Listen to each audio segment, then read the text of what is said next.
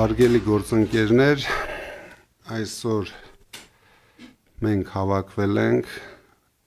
քննարկելու և որոշելու մեր երկրին, մեր ժողովրդին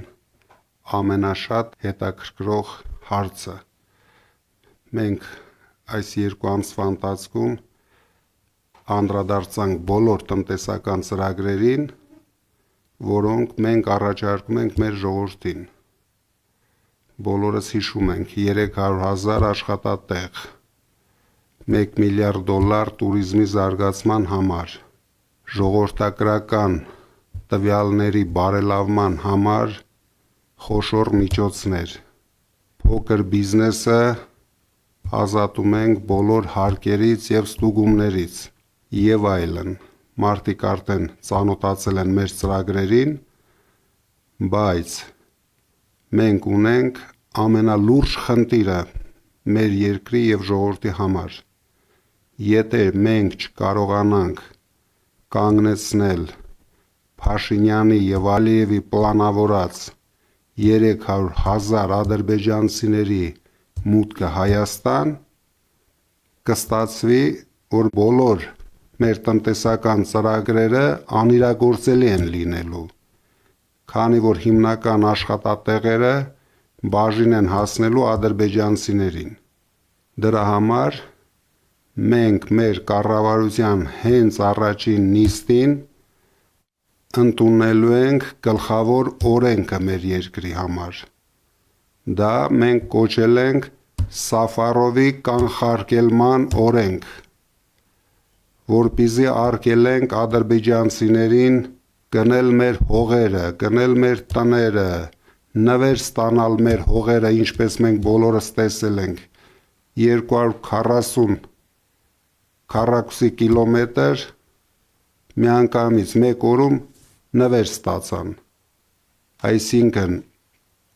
ինչ էլ որ մենք անենք, ինչքան տնտեսությունը փորձենք զարգացնենք, եթե մեր երկրի գլխավոր խնդիրը մենք չենք լուծում, դա արժեք չի ունենալու։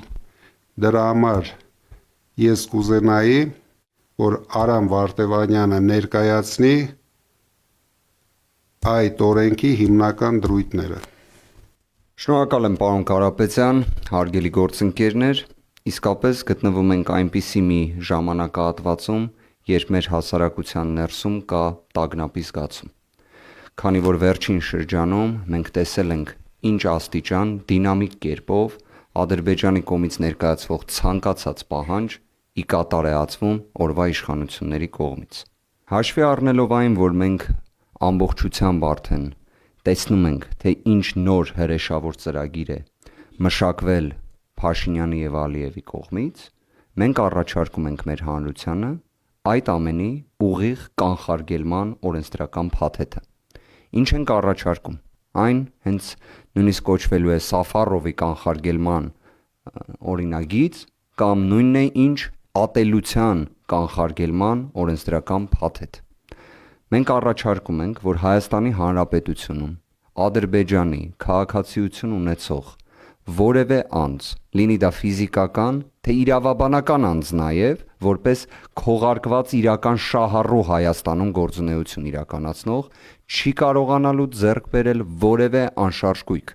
Մեր սահմանադրությամբ կա մեխանիզմ հողի նկատմամբ սեփականության իրավունքի սահմանափակման, բայց մենք խոսում ենք ոչ միայն հողի, մենք խոսում ենք նաև անշարժ գույք ձեռք բերելու սահմանափակման մասին։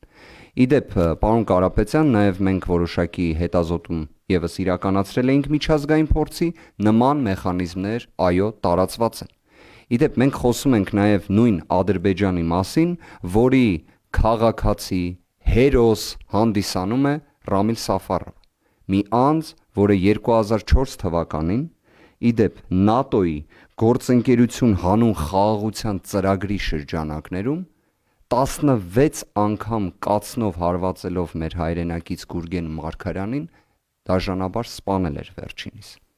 Իդեպ Հունգարիայում հենց նույն Ռամիլ Սաֆարովը դատապարտվել էր ՑՄԱ ազատազրկման,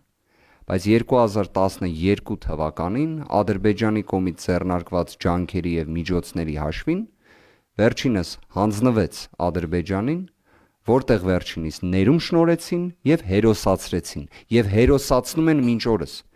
Իդեպ Հայաստանի Հանրապետությունը դիվանագիտական հարաբերությունները խզել էր Հունգարիայի հետ եւ այն վերականգնվել է միայն 2022 թվականին, ինչը կանխատեսելի էր, որ 2022 թվականին այն վերականգնվելու էր։ Ինչևէ, այս փաթեթը կարծում ենք նաեւ հենց բխում է մեր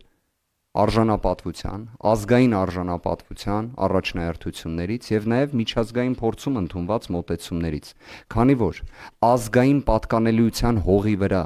նման ոճրագործություն կատարողները պետք է պատժվեն եւ դա պետք է լինի անխուսափելի, բայց երբ խաղաղության քողի ներքո մի երկիր այն ոչ թե իրավական տիրույթում է դիտարկում, այլ խրախուսում է նույնիսկ եւ հերոսացնում է այն, մենք էլ մեր կողմից պետք է մեր կանխարգելիչ գործողությունները եւ վերաբերմունքը դրա վերաբերյալ արտահայտենք։ Օրենսդրական փաթեթը, որով մենք փորձ ենք անելու զսպել եւ երաշխավորել մեր հայրենակիցների անվտանգությունը, այդ թվում սեփականության իրավունքի, տնտեսական զարգացումների, այն բազմաթիվ ծրագրերի, որոնք հենց պարոն Կարապետյան դուք ներկայացրել եք եւ երաշխավորել եք դրանց կատարումը, այդ թվում ծայրահեղ աղքատության վերացման մասով եւ 300,000 աշխատատեղերի ստեղծման մասով, կարծում եմ պարզապես անհրաժեշտություն են դարձնում նաեւ հենց նման օրենսդրական փաթեթի ընդունումը։ Շնորհակալություն։ Հիմա Գոհար Մելոյանը կներկայացնի հաջորդ հրեշավոր ծրագիրը, որը պլանավորում է այս կառավարությունը մեր երկրի եւ մեր ժողովրդի համար։ Շնորհակալ եմ խոսքի իրավունքի համար, հարգելի պարոն Կարապետյան, հարգարժան գործընկերներ, այսօր մենք լրջագույն ազգային անվտանգության խնդիր ունենք։ Այսօր Հայաստանի Հանրապետությունում ամենաշատն է արծարծվում խաղաղությունը, բայց այդ խաղաղությանը ստորագրված փաստաթղթերին զուգահեռ մեր երկրում ինքնիշխան տարածքում խախտված է տարածքային ամբողջականությունը։ Հայաստանի Հանրապետության 4 մարզերում ադրբեջանական զինված ներկայություն կա եւ չնայած որ ստորագրվել են փաստաթղթեր, որոնք ենթադրում էին, որ պետք է Հայաստանի Հանրապետության ինքնիշխանությունը, տարածքային ամբողջականությունը երաշխավորվի, ինչը բացառում է այլ պետության զինված ներկայություն, դրան զուգահեռ ոչ միայն ադրբեջանական զորքերը չեն հեռացվել այդ տարածքներից, այլև օդում կախված է մնացել այսպես կոչված անկլավների հարցը։ Այս խնդիրները իրոք շատ մտահոգիչ են, դրա համար մենք իշխանություն գալուց անմիջապես հետո ընդամենը 1 շաբաթվա ընթացքում ընդունելու ենք այս կարևոր օրենքը մեր երկրի համար, Սաֆարովի կանխարգելման օրենքը։